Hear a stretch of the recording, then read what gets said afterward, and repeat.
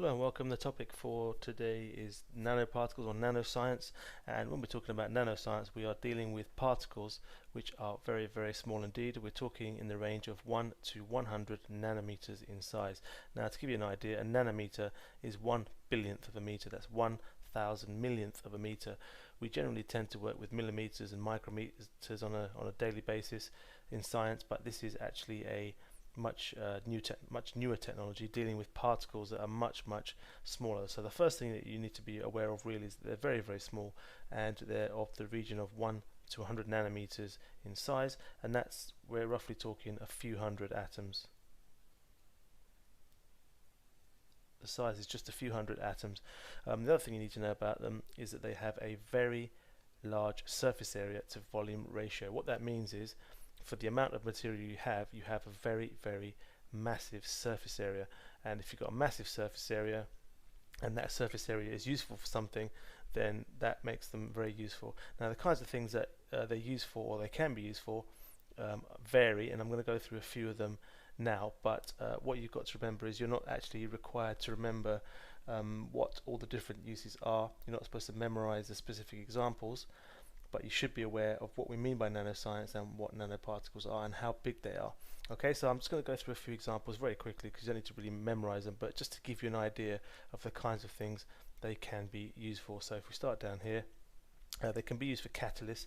Catalysts speed up chemical reactions, and if we've got nanoparticles with their massive surface area and chemical reactions can happen on that surface area, then we have much faster reactions, and it can be used in the chemical industry to speed up chemical reactions. Another use that is actually currently being used for is suntan cream. That big surface area actually helps us to absorb much more UV light from the sun, and therefore makes a suntan cream much more effective. It can be used for deodorants as well. So the cosmetic industry is very interested in these nanoparticles.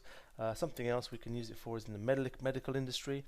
We talked previously in a video about the fullerenes of a substance called C60. We called this Buckminster fullerene, if I remember, and this is a particle that's only made of 60 atoms, and it can be used for delivering drugs, and we said it could contain a drug inside here, and that could be used in the body to deliver a drug that could be potentially dangerous but delivered to a specific area where it could kill some harmful cells.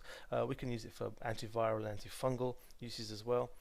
There are uses in the construction industry as well. It makes a stronger, lighter material. Let me just write that in. It can be used for example, aircraft bodies, which would make them much lighter, make them much more fuel efficient. And if you remember previously, we looked at a substance that was called a nanotube, and this is a very tiny, again, particle, but it can be used for conduct electricity, and it's very strong and in fact very light as well. If computers had this material inside them, they would be able to make very, very tiny circuits, which could make them much more powerful. And the last thing really is it could be used for coatings as well. For example, I saw an example where it was talking about self-cleaning windows, where sunlight caused a reaction with these nanoparticles that help to clean off dirt. Okay, and there are many more fascinating potential uses for these things, but you're not really required to know all of them. Just be aware of the kind of things they can be used for, and any new example they give you in the exam will be based around the fact that they have a very large surface area to volume ratio, and then they are very, very small. So these things are what you want to peg your answers around when you're being asked to evaluate a new substance. Okay, so that's a brief overview of nanoscience and nanoparticles, and thanks for watching. See you again soon.